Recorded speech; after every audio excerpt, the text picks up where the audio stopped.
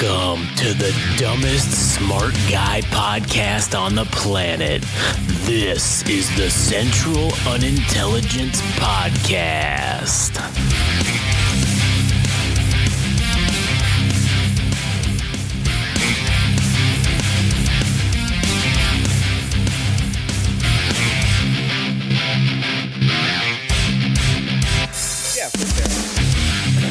Anyways, no, you can't. I don't remember any lines from those. What? Oh yeah, that's a good one. Anyways, your microphone's backwards, by the way. Oh, all right. Anyways, all right, here we are. As you can tell, we've been rolling and we're good, and it's fucking the CUP, Central Unintelligence Pod. I forgot which fucking one we were doing right now. It's the Central Unintelligence Podcast. Episode number 14. Hot diggity damn. Hey, fuck face. You already had one. Give me that back. Jesus fucking Christ. This is the Thievery fucking podcast brought to you by Frank. Anyways, I'm Josh. I'm one of your hosts. CUP Ginger. We have CUP Tall and CUP Curly. You're going to be CUP fucking lazy by phoning it in this episode. So yeah, that's true. CUP fucking shitbag over here. Yeah, we're also with Adam, otherwise known as CUP fucking Curly. Or whatever, and then here with Frank. What's that? Do you not know the Three Stooges? No, I'm talking about his hair. We came up with this idea to call each other by our stereotype. So I would be Ginger, he would be Curly or Hair, whatever.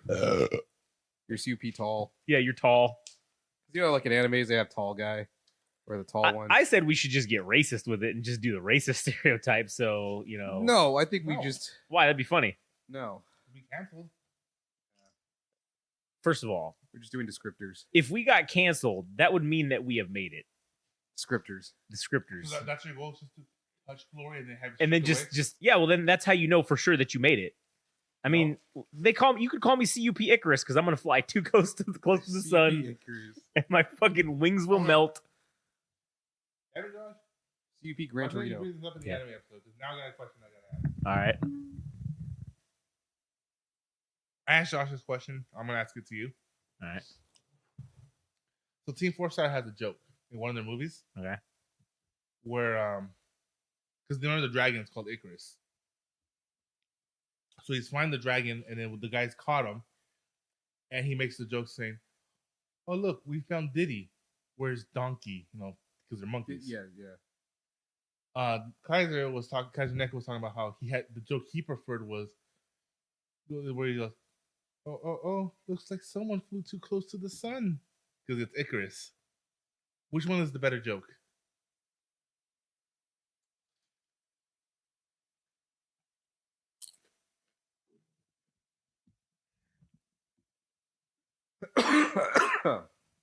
I'm thinking about it. It's hard to say.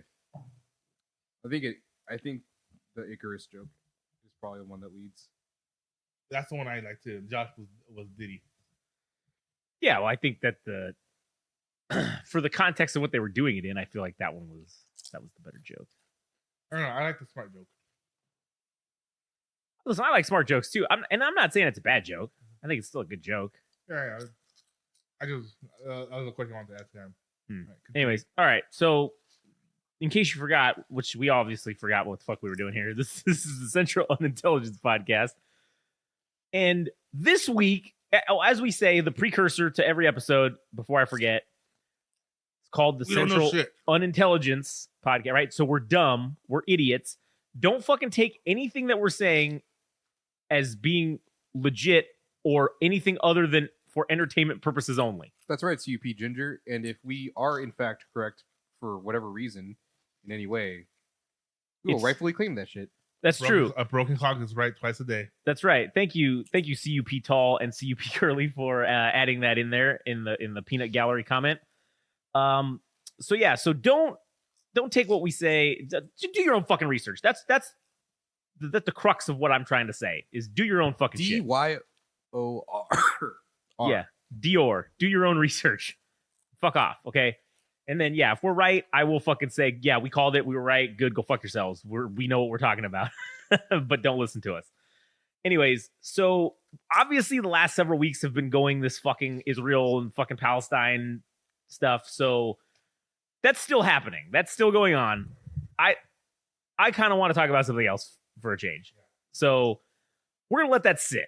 So there will be no updates for that. Maybe unless something happens right now. Sure, unless something happens as we're sitting here, unless the nuke goes off in the backyard, I don't. Well, we will be dead, so I guess it won't matter. But if something happens as we're sitting here, sure, we'll talk about it. But that's unlikely, I suppose, at this point. So, we had a couple of topics lined up or whatever. So, Frank, you had mentioned talking about the recruitment videos that what's his name? The guy from YouTube that was talking about the new what are they? The new recruitment videos from the various branches. So what about him? What did you have to say about those? I thought it was funny, like, because he's been doing it for a while now. And he's done the Marine Corps, he's done Coast Guard, he's done Navy, done Army because he's from the Army. Mm-hmm. And they've been bad. Like, yeah, what do you mean bad? It's all PC. It's all like, it's basically wokeism. Yeah, all of them except for maybe the Marine Corps, but the Marine Corps doesn't really show that much either. Yeah. And then he did one recently for the Air Force. And is it kind of sad that the Air Force had the best one out of all of them? Well, what was the one? What was theirs? It was again, to be fair. Mm-hmm. The other branches, he just did the regular ones. For the Okay. Air Force, this one was their special forces. Okay. Which is TCAP, I think, combat controllers, and Yeah. PJs. Okay. All of which are fucking elite. Yeah, pretty high up there in the tier level. Other than the PJs, I think they're all tier 1. And I think the PJs aren't tier 1 because they're always attached to the Rangers. I don't But know if they go out with SEALs. They go out with the Green Berets. I mean, they fucking real good. But he's watching these videos and dude, what's up? Nothing. Go ahead. I'm googling. I think you were pointing at something. No. Oh, you were just doing that. My finger points again. No. My finger points. I don't know. All right, so I was just googling. Neither of those things are tier 1. neither one. Yeah, I figured that they weren't. It's the 24th Special Tactics Squadron is what, which is the Air a Force's tier confirmation 1. of them, right? It's like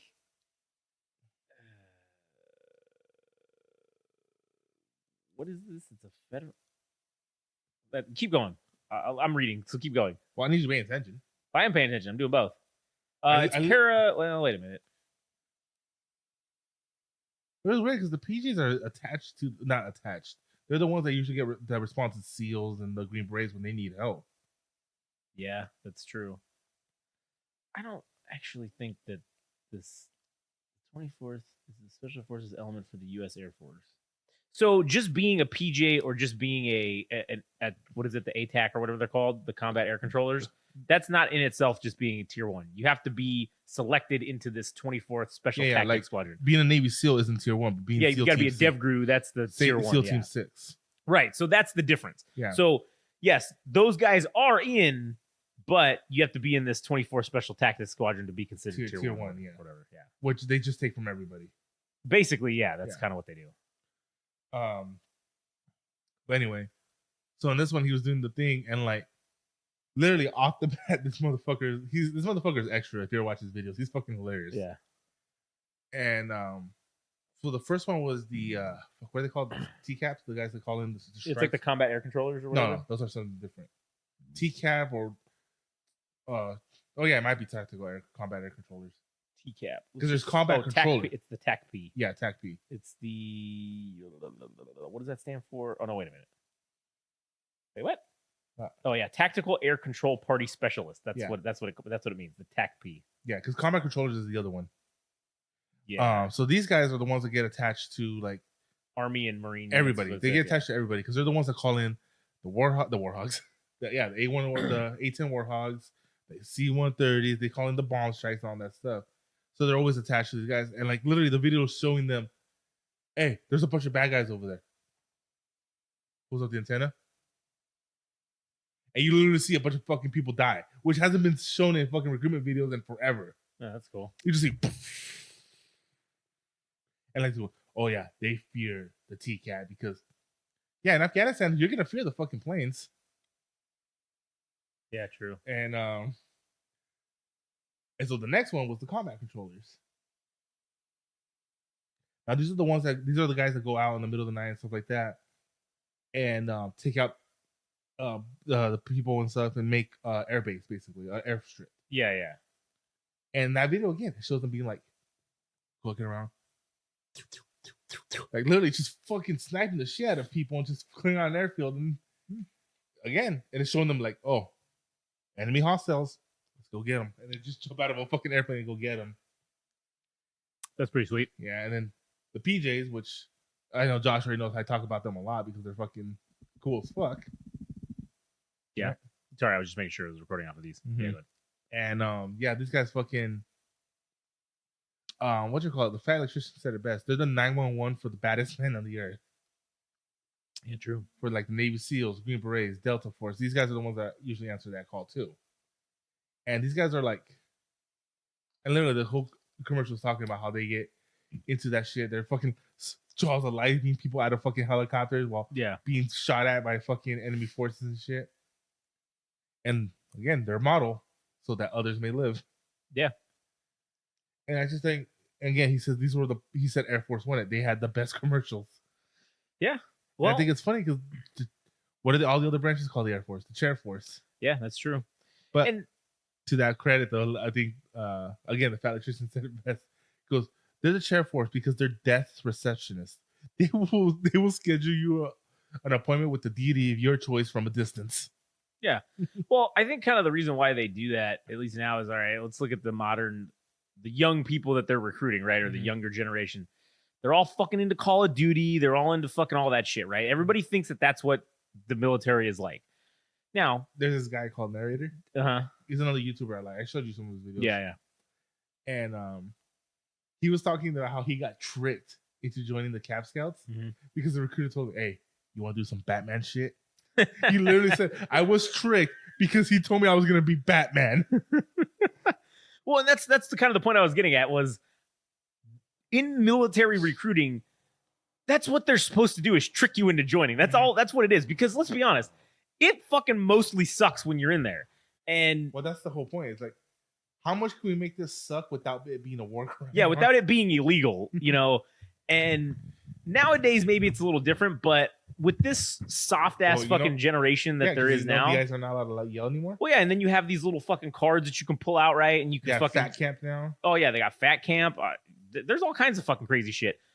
Now, I think that the Air Force is doing that because they know, we got to recruit people. Now, granted, we're going to be recruiting these dickheads that are good at video games. And let's be honest, those motherfuckers are not likely to be in the tier 1 operator unit or in the special forces units at all.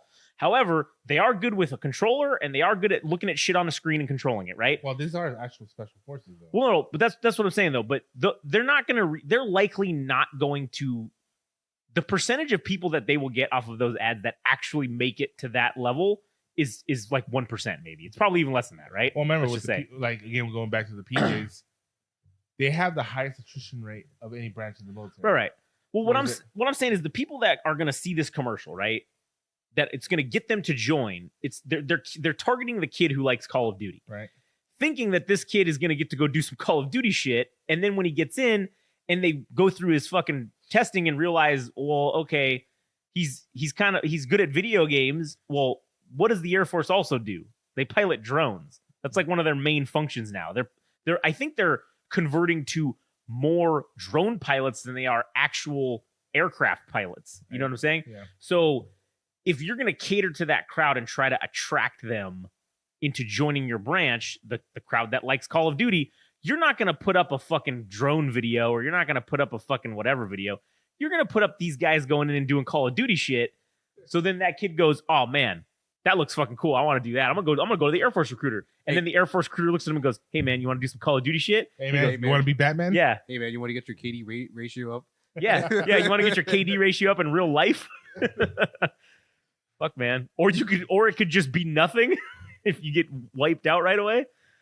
But yeah, I don't know. I mean, that's what I think that's who they're targeting with those ads. And that's probably why the Air Force ad's really fucking good, because let's be honest, the Air Force has the money. They got the money to make that shit happen. Yeah. The budgets for the Air Force, I think, and I don't know for sure, but I'm sure if we look at the budgets of the Air Force versus the Army and like the Marine Corps per capita, and that means there is a favorite child. Oh, it's definitely the Air Force. And I think it would be per capita, not citizen, but per capita of person in the branch. What the budget is, if you break it up into each individual person, it's probably like fucking astronomically higher in the Air Force than it is. It's funny because, like, again, I don't know how truthful this is, but I was looking up how much, like, because I was looking because at 20 years, that's when you get your retirement benefits. Right. So I was like, it's when you can retire, right? Yeah. No, you can retire whenever. It's just at 20 yeah. years, You got to do 20 years to get the benefits. Yeah. And so I was looking like, if you were 20 years in the PJs or whatever, like what is the most likely rank you would retire as through? Let's say if you went through the Air Force Academy. Okay. So it said the highest rank you'll probably achieve in 20 years through special operations would be lieutenant colonel. Yeah, that's believable. Yeah. So lieutenant colonel, the normal Air Force pay is about $4,000 a month, $4,000 to $5,000 a month. All right. That's just being that rank. Yeah. And then your job adds that. Right. You get the extra shit. Yeah. As a PJ, it's like almost $11,000. Yeah. But I was going to think that most people don't make it that. Because either, obviously it's a high attrition rate, you can die. Yeah. Or you're going to take a what they call a service ending. Yeah, you're going to get injured. Yeah. Because no one's going to make it 20 years in a special forces operation that requires you to be jumping out of helicopters and planes for 20 straight years. Yeah. So they're saying that most people, I forgot it's called, like Bravo out or something where. Did you get like a medical separation, right? Yeah, no, it's not a medical separation where you have to leave the Air Force. Uh-huh. What happens most of the time is you get shifted. Oh. So you'll be doing like 10, 15 years maybe, and then you get a service ending, not service ending, but you can't be a PJ anymore. Oh, they'll just let you stay in and be like part of the training cadre or something. You join the training, or hey, you went to the Air Force Academy, developing other shit. Yeah, yeah, whatever you went to for your degree. Now you can seek it out in the Air Force. Yeah, and then they'll let you do out your remaining years, and then you get the retirement. So they're saying, so it's unlikely for a lieutenant colonel who's a PJ to retire, but it was a lieutenant colonel that was a PJ for 4 years and then became a training officer. Well, shit, man, just look at it that way too. If you were in the PJs for let's say 10 years, how accurate this information. Yeah, It's just me doing a 20-minute research. That, and also just common sense of how shit is dictated. It makes sense that if you're in a small time unit, basically a special forces unit, the likelihood for promotion within that unit is probably not high. It's probably, there's 200 guys in it. Okay, well, there's obviously whoever's in charge of it is probably a general, 1-star maybe, and then there's maybe 2 colonels, and then maybe 4 lieutenant colonels, and then and then everything. So those jobs are probably not high. So when one of them retires or moves out of that job, okay, there's 1 slot and there's maybe 15 guys going for it. You know what I'm saying, or whatever. So if you were to, let's say, maybe you were let's say you're a fucking captain, and you get out of there and you go into like another part of the Air Force, then you're on the promotion track of, oh shit, well now, maybe the highest I could have got was maybe lieutenant colonel. Realistically, maybe more than likely major would have probably been the next highest that you could have achieved. It's lieutenant colonel, then general. Well, no, but it's captain, major, lieutenant colonel. So I'm saying maybe this captain, the likely major was more likely. Right, major. You were probably the highest likelihood is major, and that's probably it, right? Let's just say the most likely. But they're saying by the thing I was looking at, it said like people have reached lieutenant colonel. Right. But what I'm saying is, like, let's say this captain's like, okay, if I stay in for another 10 years in the PJs, like even if you make it like 20 years in the PJs, you're never gonna go outside of colonel. Well, yeah, because there's 1 general, and it ain't gonna be you. Yeah. Like, and if you make it a colonel, that's the highest rank you could be in the field. Yeah, that's true. So you can't do operations as a general. Yeah. So then you get out and you don't get out of the military, but you get out of that unit and you go to So do say, something like, else. The guy did mechanical engineering in the Air Force Yeah, Academy. or fuck. Let's be honest. He could go do whatever the fuck he That's wants. what I'm saying. Like, but just saying, like, say he went to college for the mechanical engineering. Yeah, sure. And then joined the Air Force as an officer. Yeah. That's how he was able to get to that. Because in this scenario, you went through college to get to come in as an officer. Yeah. God damn, the best move to make if you were like enlisted and then you were in the PJs and then you fucking say, okay, cool. Like I basically was a doctor. So now I'm going to fucking use the GI Bill while I'm still in for them to pay me and then go to medical school. That's something I was about to tell you. Now, one of these guys talking about like he was doing videos about how tactics people use. Uh-huh. And like for recruiters.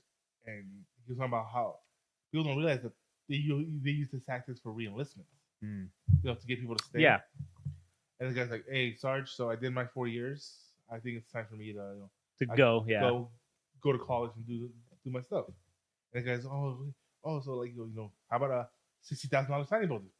We're like, "Oh no, it's okay. Yeah. I'm good. I gotta go to college." And hey, you want to go to college? Tell you what, sign another 4 years, $60,000, and we'll take you to the Air Force Academy. Wait, what? Well, shit. I mean, not that he went to the Air Force Academy, but I know a guy in the video he was yeah. the Air Force Well, no, but like I know a guy who's in the Army and he was enlisted. He did I think he did 4 years, and then I think he re-upped for I think he did 8 total. And then he said, "All right, like I think maybe it's time to get out." And the same thing. They told him basically. West Point? No, they didn't. Well, he didn't go to West Point, but he just went to a local 4-year college. Well, it was a 4-year college, and he was in an ROTC program there. And they basically, he got paid his regular enlisted. Well, I don't know how they paid him exactly. I think they gave him his regular enlisted pay the whole time that he was there. They paid for everything, room and board. He had a fucking dorm room at this college because it wasn't even like local to where he lived. They just sent him to fucking there, and then he was basically in like a reserve unit at the time. And so they basically just said, hey, normally you got to show up 1 weekend a month and you do 1 week a year. Basically what we're going to do is when you're in school, you don't have to come ever. So during like September to like May, you don't got to come. But basically you just show up in the summertime. In June, you show up in June for one weekend. You show up in July for a week. You show up in August for 1 weekend. And that basically can make sure you continue to get paid. And basically, that's what he did. He did it for 4 years. They gave him whatever that signing bonus to re-enlist. And then he signed like an officer contract. So then that meant once he graduated, he got an automatic commission. Yeah. So then he became a fucking lieutenant or second lieutenant or whatever. And shit, I mean, that's a fucking sweet deal. Yeah, he had to sign up for another 8 years as an officer, but shit, if he already did 8 and you're going to do 4 to go to college. Isn't that the same thing you do for academies? Whether it be Air Force, West Point, or whatever, you get to sign a 10 year. So, yeah, if you go to those ones, if you go to West Point or one of the military academy proper the main ones, West Point, Annapolis, or whatever the Air Force Academy is, I think it's called Air Force Academy. Yeah, if you go to one of those, I think you have to sign a 10 or 12-year commitment when you go to there. If you just go through like an ROTC unit in like college, like regular college, I think you'll have to sign an 8-year deal. I think. I'm not 100% sure. I know for sure that the ROTC one is an 8-year deal, and it might be the same for the academies, but I feel like they make you do more if you go to one of the academies proper. Well, don't you also have a pay commission when you go in if you come from the main academies? I don't think that makes a difference. I think the only thing that makes a difference is your promotions. Like if you're up for a fucking promotion to when you get to the general ranks, when you get in competition with other people, when you get higher up, they look at it and say, okay, generally they favor, if like you're in the Army, I guarantee you they favor people who went to West Point and graduated from there. Those guys are definitely getting a leg up on someone maybe who didn't go through there. Now, granted, I don't think it's to the point where, okay, in every situation, I don't think it's to the point. I'm sure it happens fairly often, but I don't think they look at it and go, okay, this guy has way more qualifications, but he didn't go to West Point. This guy, he's not so great, but he went to West Point, so let's give him the job. I don't think that happens a lot. I'm sure it happens, but I think it's mostly probably merit-based. So now, if you've got two guys who are equally qualified and one of them went to West Point, one of them did it, I guarantee you the guy who went to West Point probably gets the job. So that's probably the deciding factor. Even though it's negligible to say it does What that do you really think make the a percentage difference. of people that go to the Air Force Academy Mhm. actually join like the special forces? I don't think it's high. Like at the Air Force Academy, I don't think that percentage is I'm high. talking about the Air Force in general, Air Force Academy, because I'm sure when it comes to like West Point and does the Marine Corps have an academy? Well, it's the Naval Academy. So when you go to the Naval Academy, you get a choice. When you're in your second, after you complete your second year, what is that, sophomore year? Yeah. Like that summer between sophomore and junior year, I think is when they send you to whatever Branch. officer Yeah. candidate school you would go to. And so that's when you make your choice as to whether you want to go Navy or Marine Corps.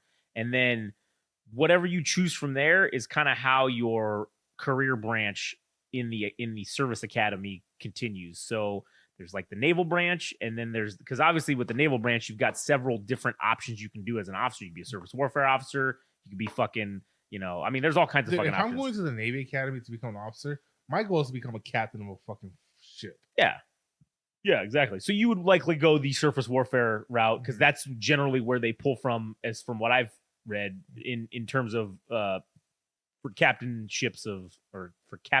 positions of ships, they generally pull from surface warfare officers. That's generally like their bread and butter, I guess, of who they like to pick. Mm-hmm. Now, I mean, sure, there are exceptions to that, and that's But anyway, not back yeah. to But anyways, point. what we're saying about like with the percentage, like I think more people that go to the Navy, to the Marine Corps version of that, Mhm. and then they in the West Point. Yeah, I think there's a more dominant faction of them being able to go into the special forces.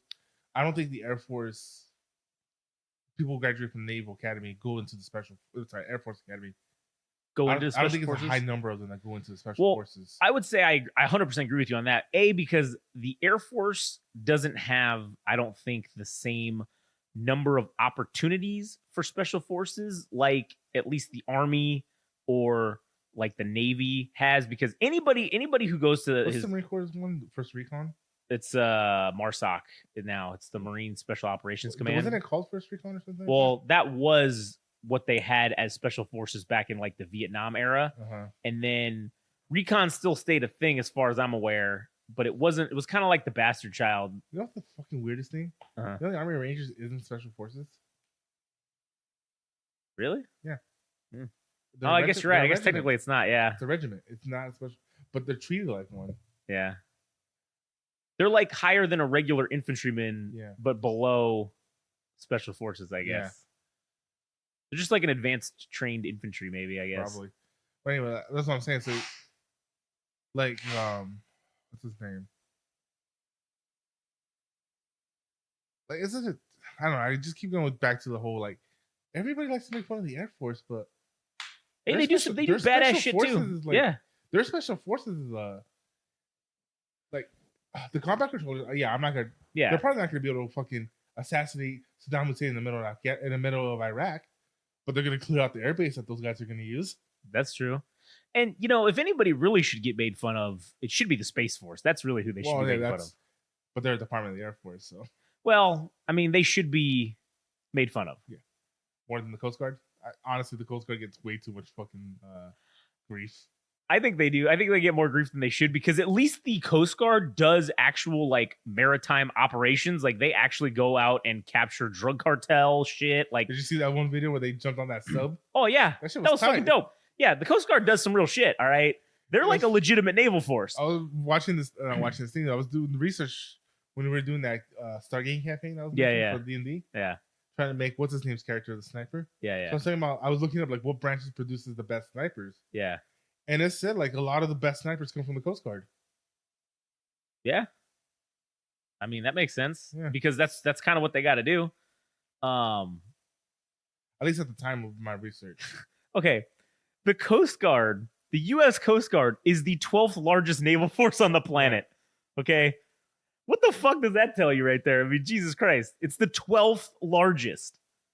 And that's our that just guards our coast. Well, no, they also go out and do shit too. Yeah. I don't want to, because they're out there in the Middle East right now. They're doing shit. There's Coast Guard ships that are out there. So, which is crazy to think about.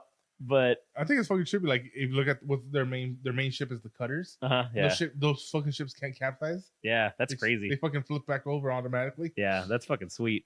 Yeah. Fucking ingenuity that we have, man. Yeah, man. that fucking military industrial complex for the win, man. Again, like, especially out in Alaska, dude. Coast Guard is fucking huge out there. Oh yeah, Like, they're the ones doing all the freaking rescues and shit. yeah, true that. Yeah, I don't know if you ever watched that show. It was about the rescue forces and stuff like that. Yeah, Like, yeah. dude, like they were literally showing this one video. They were doing because for some reason everybody wants to fall off the ship at night. So always their operations are always at night. Yeah. And so they're showing like how it looks like for them with their night vision. Uh-huh. And in the middle of a fucking storm, they're in a fucking helicopter and they can't see more than 5 feet outside the fucking thing. That's crazy. That's fucking ridiculous. And again, so they can go rescue people. Yeah, true.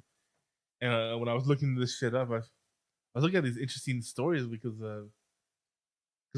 apparently the PJs are fucking well loved across all branches. Oh yeah. Because again, I mean that makes sense. They're the ones that are out there rescuing people. So, what was it?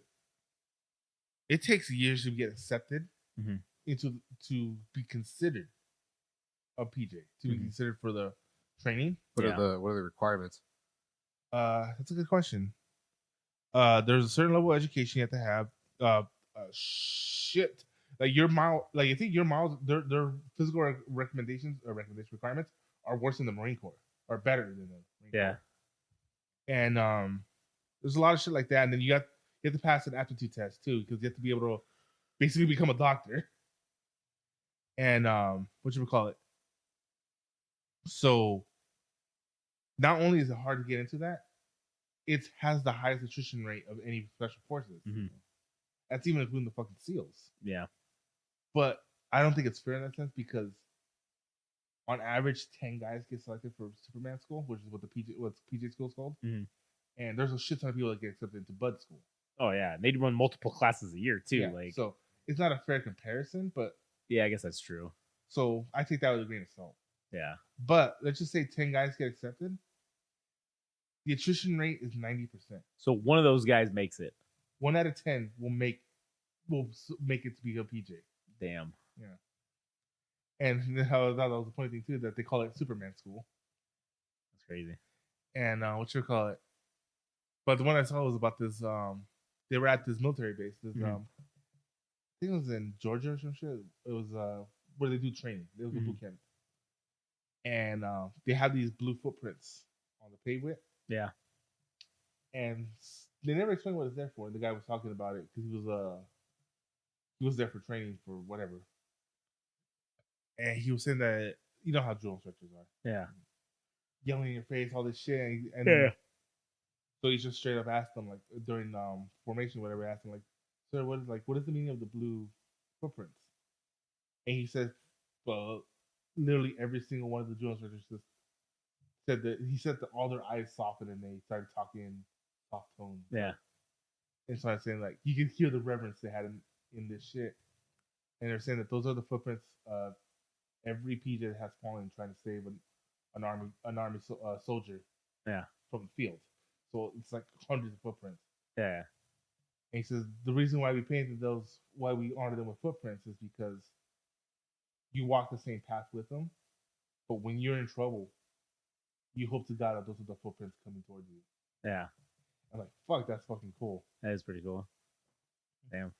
So again, like, it's just my whole thing. Like, I find it funny that everybody makes fun of the Air Force, but they're the ones. They're the ones that like I don't know what I'm trying to say. Well, I think what you're trying to say is that they're the reason why we are feared. Yeah. Mainly. Whether it be our Air Force, the actual planes, right, bombing, or the fact that we're keeping the special forces operating. Well, that and really the Air Force is the logistical. Yeah, I know. It's the Air Force is the logistical powerhouse of the military. And the Navy.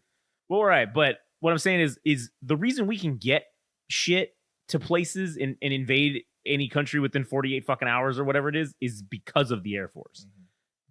It's easy to have guys on standby or have guys ready, and you could call up dudes and get everybody in 48 hours and over there. That's easy to do. Moving them over there, not so much. Which that's where the Air Force comes in. Yeah. And so that's, I think they get a lot of shit that they probably shouldn't, that they don't deserve. But again, at the end of the day, I think it's not like, the Marines saying, I really fucking hate the Air Force. It's more like, These motherfuckers get to eat lobster, and I'm over here eating fucking out of a brown bag. I mean, that's true. That's why they get shit. Yeah. But again, because their budget's higher, so they get to have nice shit. I don't think it's a fucking like actual hate thing. I think it's more of a. It's a jealousy thing. No, I think it's more like a sibling rivalry kind of. Oh, maybe, yeah. Yeah, like New Zealand and Australia. Oh, yeah. Yeah, Australia's obviously the better one. I don't know why, but that just reminded me again of the episode of The Simpsons. It goes, brothers and sisters have always been mortal enemies, like the Scots and the Irish, and the Scots and the British, and the Scottish and the Scottish.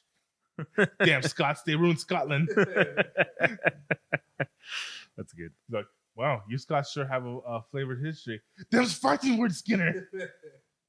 Man. Again, that's Scotland's like aren't they the ones above England, the United Kingdom? I mean, Yeah, I think they're to the north of them. yeah. So they're England's psychotic cat to our psychotic cat being fucking Canada. Yeah, that's fucking war crime yeah. central. That's true. It's funny you mentioned about war crimes, Frank, because that actually is a nice segue into the next topic I had. If you were I done. think that's all the time we got today. So This son of a bitch. Damn. Wow. Anyway, No, did you have more about this or? no, I just like my whole point of this thing was saying like it's funny because I think the reason that the whole Air Force is doing this, Yeah. because the Marine Corps started doing more badass commercials now too. Hmm. I think I think this is the sign of the time saying, hey, we need less painted fingernails and more actual, warriors. Well, yeah, remember that's why I said that they were saying online how the fucking there's white males. It's all white males in the fucking a Marine Corps and Army new commercial. Like that's it. It's World War III. We're going to war. Well, it's like Nico Ortiz was saying in his reaction video, like when he was seeing that the Air Force showing commercials of them actually fucking killing people. Like, Yeah. Going, he's not going crazy about it. He goes, the Air Force is showing people getting smoked, and here the Army is talking about fucking genders. Yeah. That's what they're actually talking about. I'm like, I get where his anger is coming from, but I'm like, yeah, dude, like, I think what's his name? Habitual line crosser said it best. Painted fingernails can still hold the grip of a fucking F-22. I mean, that's true. That don't really matter much at the end of the day, as long as you can pull the trigger. That's all that matters. But anyways, I did kind of want to talk about war crimes today, or like at least the Geneva Convention, I guess. You mean in general? For us, it's just Geneva Convention. Well, really, in the research that I did on this, it's literally just the Geneva words. They mean nothing. Like it's just words on paper. Well, technically, isn't it supposed to work where if you commit a war crime, like Putin's being indicted right now, aren't you supposed to be like tried at the Hague? Okay, yeah. So this is there's two kind of general enforcement arms or enforcement mechanisms for the fucking war crimes thing for the Geneva Convention. One of them, the primary one, being the United Nations Security Council. Okay, right? They're like the number one thing. Well, there's 5 main, what are they, permanent members or whatever of that? And 5 superpowers. Yeah, it's 5. There's 5 main members. No, they were back then. They were called. Yeah, it's the U.S., France, Britain, China, and Russia. Okay, now all 5 of them have what's called veto power, which means any singular one of those can any action that wants to take place, any one of them can just say, "Oh, I veto it," and then the action dies. Nothing can happen. So, if, for example, let's say, in the Ukraine, right? Or let's just make up another. Let's say somewhere else. Let's say somewhere in the world let's use Africa as an example. Let's say there's some kind of civil war going on in a country. What was that one place where France was about to fuck shit up? Oh, God damn it, I can't remember the name of that country. But whatever. Let's just say it's in fucking Nigeria. All right. Let's say they're having some weird civil war there, and there's like warlords, and there's all kinds of war crimes being committed and whatnot. The UN Security Council would be the ones responsible for going and enforcing that, right? And the way by which they enforce that is through threat of violence, right? That's why everybody, any law that you want to make is only as effective as your willingness and ability to enforce that law with violence. That's the only way it makes it effective. That's the only way a law works. So you've got these lists of war crimes, right? You have this country, let's say, committing some people in the country committing these war crimes. So then the council gets together and says, hey guys, we really need to do something about this. But let's say one of those guys has a mining operation going on in there, and they really need this civil war to continue, so nobody raises questions and asks things about, oh, why are you guys in there mining and stealing, raping, and pillaging the land or whatever. So then that member says, hey, you know what? I veto us going in there and doing anything, and that's it. The action dies. So now war crimes can't be enforced because of that. Now, the other problem with that is, let's say they do decide to go in there, right? They're going to go in with the UN quote-unquote peacekeeping force. Who is the member of the UN peacekeeping force? It's all those countries, right? So even if it's a country that, let's say they didn't use their veto power, but then they're going to go in and do something about it, well, then all those countries are not loyal to the UN. They're loyal to their countries first and foremost, right? Mm-hmm. So you've got an amalgamation of people that are not loyal to the organization that they're representing. That's not their first loyalty. So any actions that are told to them that they're not, if it's against their country's interests, obviously they're not going to be following that. So you have another problem there. Then there's another agency. It's like it's like this thing at the Red Cross. I don't remember what it was called exactly. I thought I wrote it down. But it's what? By the way, yeah. Wallpaper. What? Oh, it's a sweet F-22 right there. So basically, it was something to do with the Red Cross, and they don't have a military. What? Oh, sorry. Was Starscream ever an F-22? Yeah, in the first Transformers movie. Yeah. No, but in the cartoons. Well, no, because the cartoons, he didn't exist as an F-22. Newer ones. I don't think so. Maybe. I don't know. I have this image of him as a cartoon character, but whatever. Oh, maybe he was. I don't know. Sorry, continue. Anyway, so essentially, you've got these laws that are essentially what? The bathroom door. I don't know. You were the last one over there. You were. Well, I close it behind me every single time, so there's no way. If the door was open, I didn't. Last one to go in there, so. Well, it's definitely not true. Yes, it is. I peed during the anime one. You peed in the break between. I don't know. Well, either way, like he's down there fucking around. He's probably trying to get that cat outside. Who knows? He's an idiot. Fucking dogs. Anyways, who is it? Is it? Well, Rex. I mean Cooper. Oh, well, he's an idiot. So, anyways, back to what I was saying. I like how you say idiot. He comes. Yeah, well, he knows his name. The main function of like war crimes. Oh, they were fighting. Oh, they were upstairs. They weren't even down there. Yeah. So the main deal of why they created this whole Geneva Convention was after World War II, right? And so they decided and got together and said, hey, man, there were some pretty fucked up things that happened during this World War. So, like, let's all decide that we aren't going to do this again. Let's just decide that we're going to put a stop to this. So that's kind of where it was created. But it's been so long since that shit happened that none of the people who were part of creating it are alive anymore to begin with. So if you get into a situation today where you have things happening in countries that are maybe war crimes or violations of these Geneva Conventions, you really can't go in and enforce it because who's going to be willing to do that? Because obviously the UN, it's not going to happen through the UN, right? So, and every country has the ability to enforce the war crimes on their own if they want to. Nuremberg? It's in is it Switzerland or is it the Nuremberg? No, that's Nuremberg. Nuremberg. That was when that was referring to The Hague. The Hague. Isn't that in Switzerland? I don't know. Google it. Good question. So we can at least sound somewhat smart. But anyways, if you had a country that wants to go in and enforce a war crime statute, they can do that themselves, but they have to be willing to commit or threat at least committing an act of violence against that country to stop it. And then they would have to go in and physically intervene. And if you have one of those countries go in and physically intervene, then you have the countries of the allied countries to the one that's committing the war crimes. Then they get involved and say, well, wait, we're not going to let you just come in here. And this is how you get fucking World War III. I feel like this is like how it happens, or this is how a major event like that takes place. So I had come up with an analogy. Dude, most of the people that have been tried at The Hague have been African dictators or Islamic dictators. Yeah, but who fucking brought them there? Fucking, someone who had to go in. Was Gaddafi, so I don't think that was an actual trial. Well, probably not. But one of the things that I'm saying is the only way that these war crimes are effective, the laws are effective, is based on your ability to threaten, to commit violence, to enforce them. And that's how. I'm not an expert, obviously, on this kind of stuff, but what I think I do have some level of expertise in is talking about laws and the enforcement of them. And basically, that's the only reason that the police work. The latest one was in 2012, and she was turned in by apparently the what are they called, Ivorian forces, whatever, who were loyal to some other branch of the military. So they arrested her and turned her over to the. Yeah.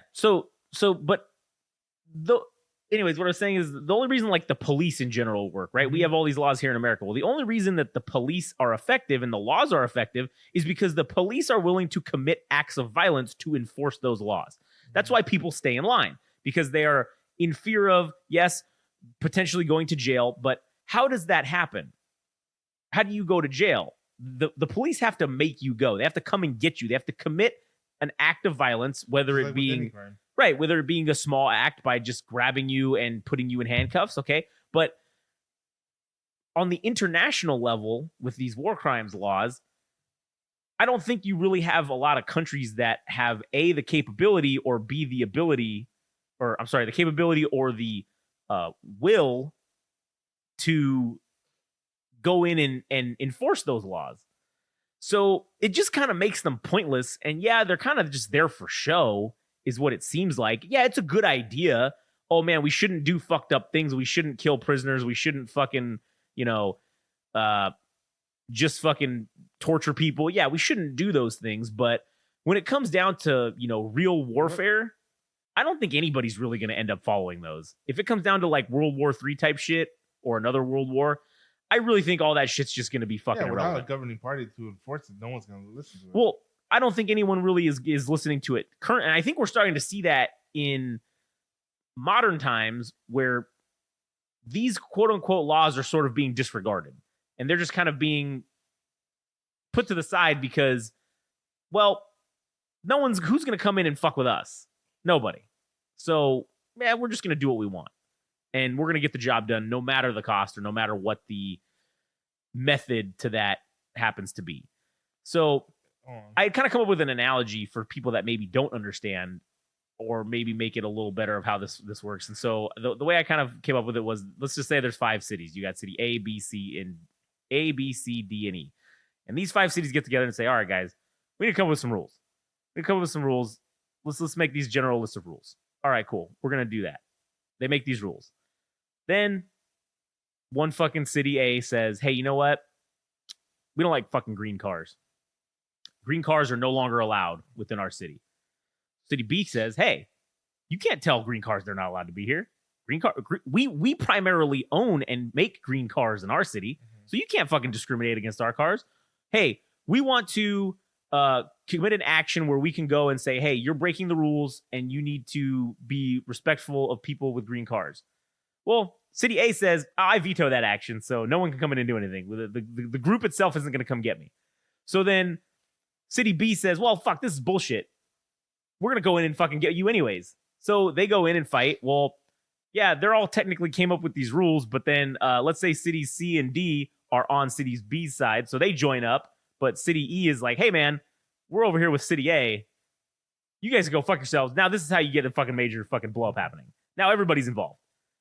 So it's kind of like, again, if you're not going to fucking enforce the laws, then why even bother? Why did we even bother doing this? Yes, sure. At the time, it was a great idea. It was the softies at the end of World War II that said, oh, you guys, we could... World War One? No, it was World War II was when the war crimes thing was like invented, really. It was at the end of... No, the Geneva Convention was, I think, at the end of World War II. Well, with the United Nations...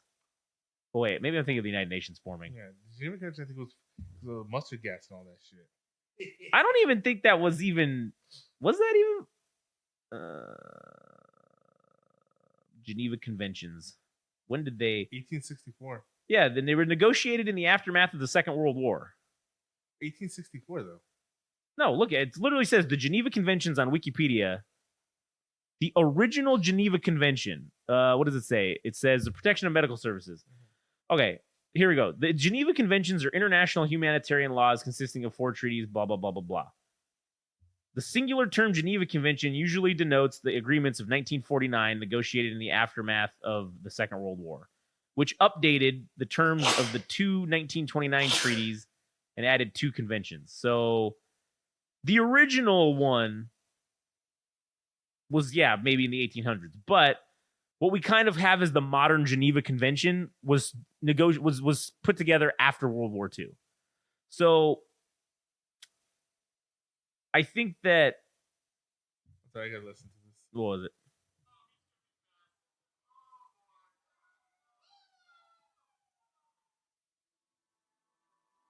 What is it? Sorry.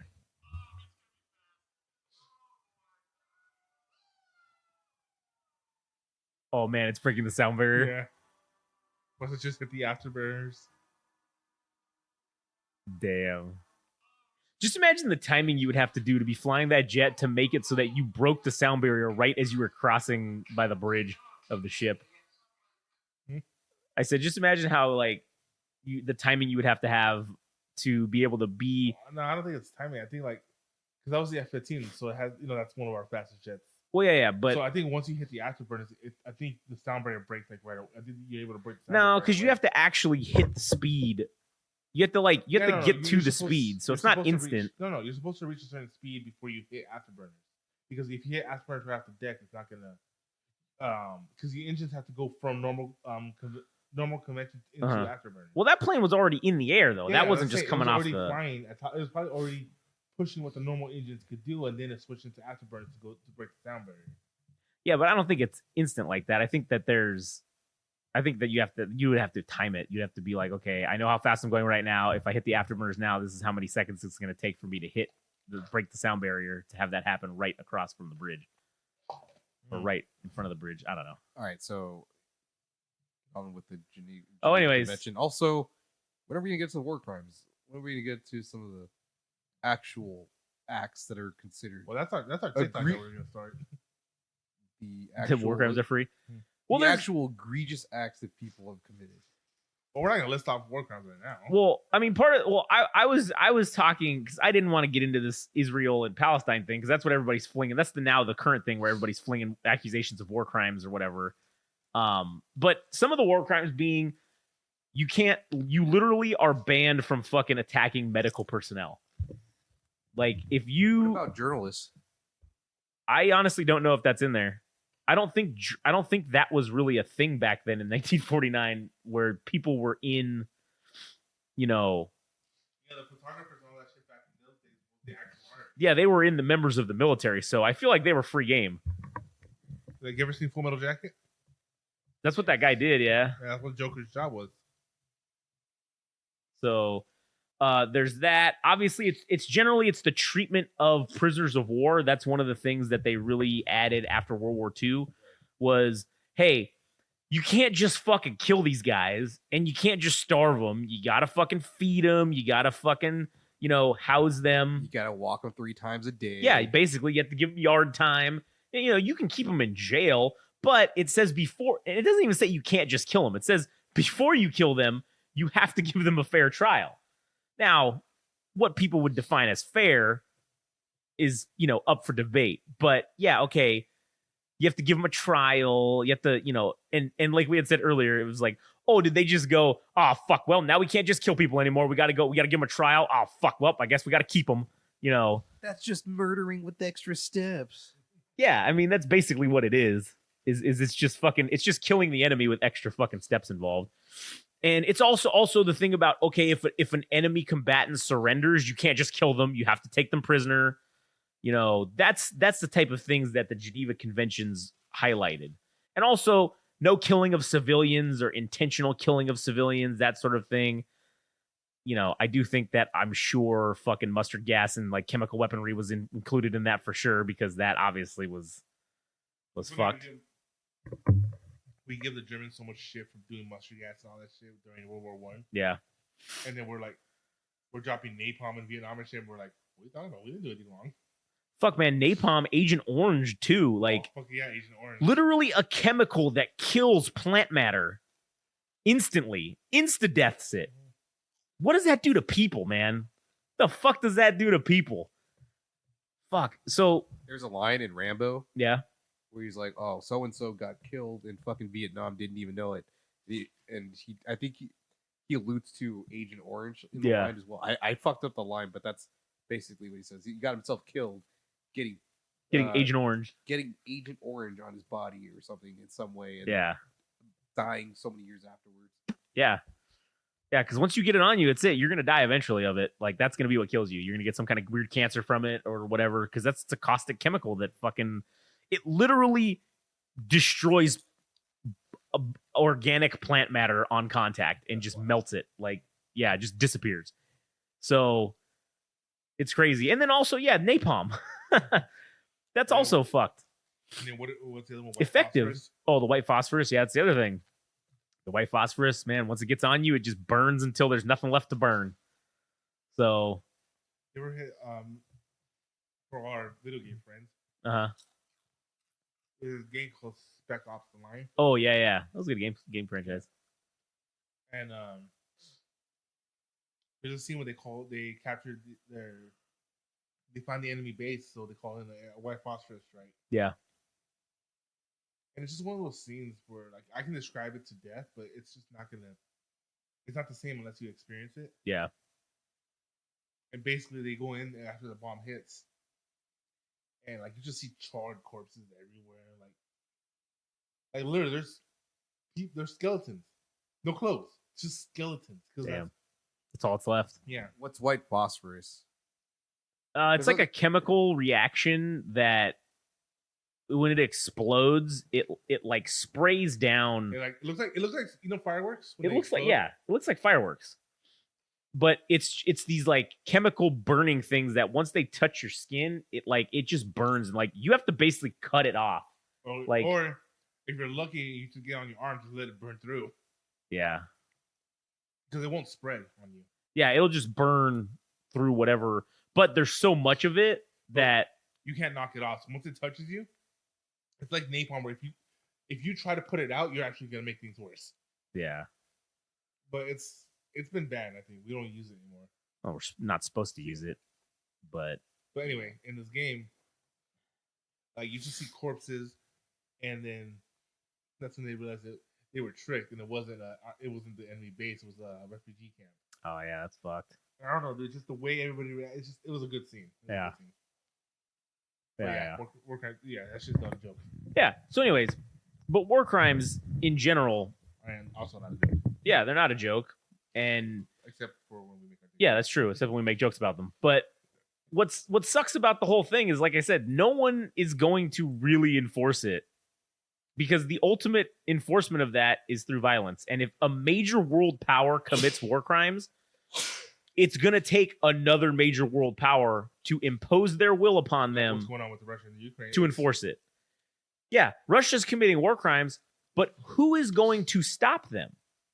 No one. No one's going to stop them because if anybody that's on the other side goes in to stop them for war crimes, all their buddies are going to get involved. And that's how, like I said, that's how you devolve into a major world conflict is the threat of that major world conflict happening is enough to let everybody just mind their fucking business and just shut their mouths. And that's fucked up because that's not how it should go. It should go, hey, you guys fucked up and you committed war crimes. You need to be held accountable. All your buddies should be like, hey, man, yeah, you fucked up. You're on your own, son. That's what it should be, but it's not. And it will never be that way. It'll always be, it's like. Well, look at what Putin. Yeah. That's why he doesn't leave Russia. And if he does leave Russia, someone will fucking try to arrest him. He goes to a nation that won't extradite him. Right, yeah. That won't grab him and snatch him up. Yeah. That's why he couldn't go to the first BRICS meeting because it was in India and he was going to get arrested if he got there. Yeah. So I think that. Isn't that funny? What? He created this thing. He couldn't go to it. Yeah. It doesn't matter. He's still in it. Yeah. They obviously didn't think he was fucking bad enough to fucking not invite him to the club, so. Well, he was Russia's founding member, wasn't it? Yeah. So is India. Yeah, but India has to play nice with the U.S. No. They don't. They don't. If you join BRICS, you're clearly going against the U.S. That's the whole point of BRICS, as we talked about, is to take the American hegemony down. That's the whole fucking point of it. So if you are joining BRICS, you are the enemy. That's just the bottom line, in my opinion, at least. And you're also probably committing war crimes to bring it back to war crimes. So you can go fuck yourself. Oh no, we're not saints either. And that's the other thing. If we commit war crimes, who's gonna stop us? Yeah, that Simpsons thing. Just try and stop us. It ain't gonna happen. No one's gonna do anything about it. Yeah, they'll bitch and they'll moan and they'll say shit. They'll take us to the World Court. Yeah, they'll take us to the World Court. We'll tell them to fuck off. You guys want us to shut down the fucking waterways of the world? That's cool. We'll do that. We'll blockade your fucking nation. Good fucking luck. Your fucking shitty ass navies ain't gonna do shit. Our Coast Guard will fucking take you out. So, was it habitual line crosser? Mm-hmm. Like, I have the world's largest navy in China. Like, no. I have the largest. Oh, I'm sorry. I don't count every canoe as part of my fucking navy. Because look at it by tonnage. Your tonnage, the Chinese Navy's tonnage is 800 and something thousand pounds. Tons or whatever. Tons. Yeah. And the U.S. is 3.9 million. Yeah.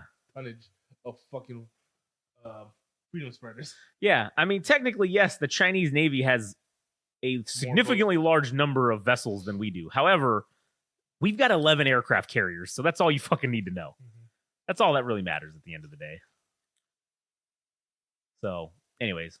Was it somebody did a whole TikTok where it's like, it's every time somebody else joins BRICS, mm-hmm. BRICS, it goes, let's say Saudi Arabia. It shows the B-2 stealth bomber flying through the city.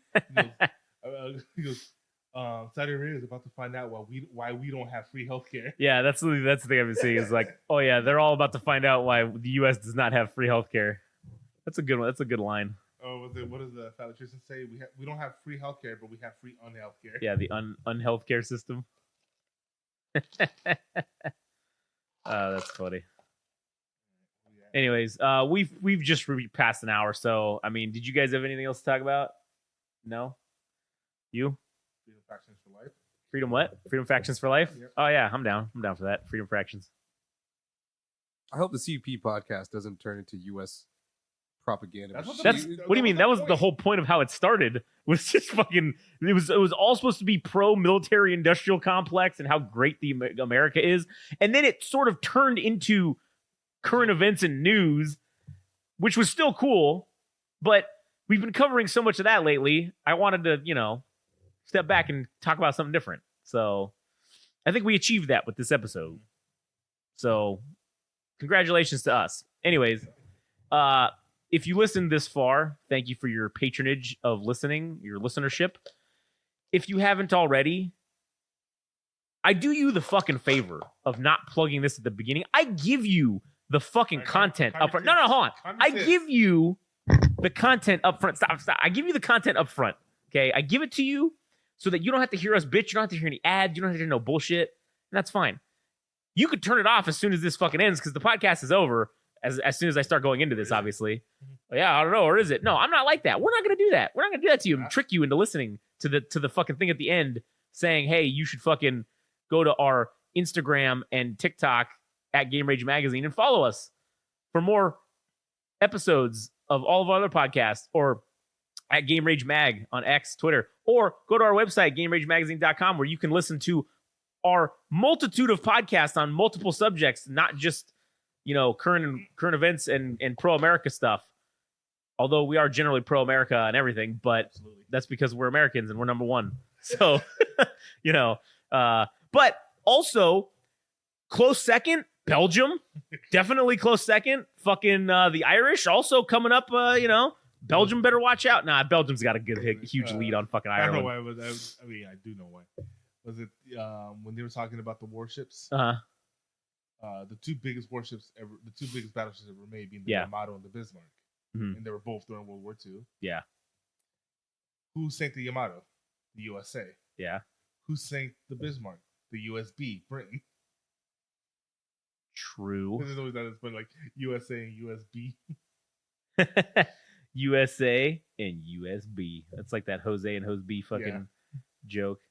All right. Anyways, also, I just wanted to say that what's funny is we have a very large contingent in America of listeners that are out of Ashburn, Virginia. And I am fucking convinced that they all work for the CIA. Like, I am no joke.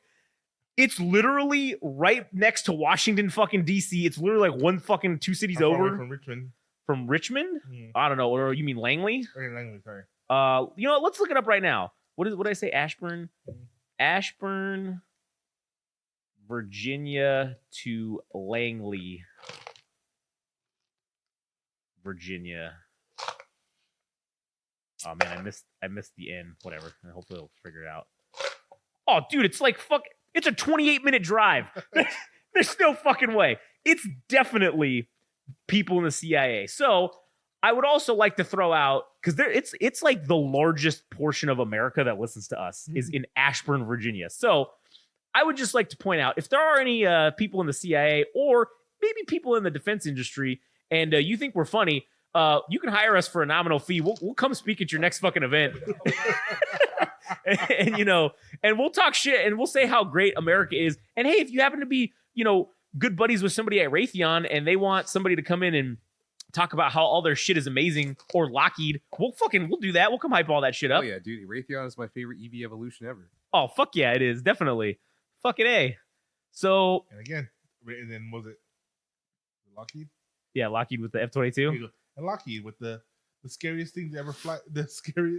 Who made the scariest thing in the air since the Cretaceous area? Yeah, basically. So since the Cretaceous area. Yeah, era. so we are down. We are down to shill for the military industrial complex. So please, we need the money. This shit's expensive. So yeah.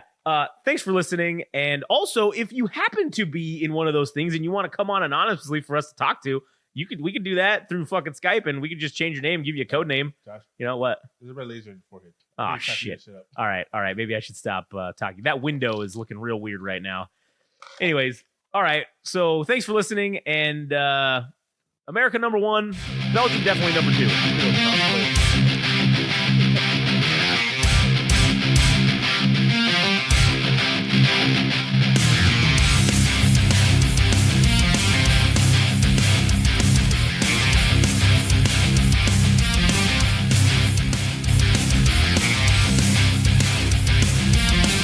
That was the latest episode of the Central Unintelligence Podcast.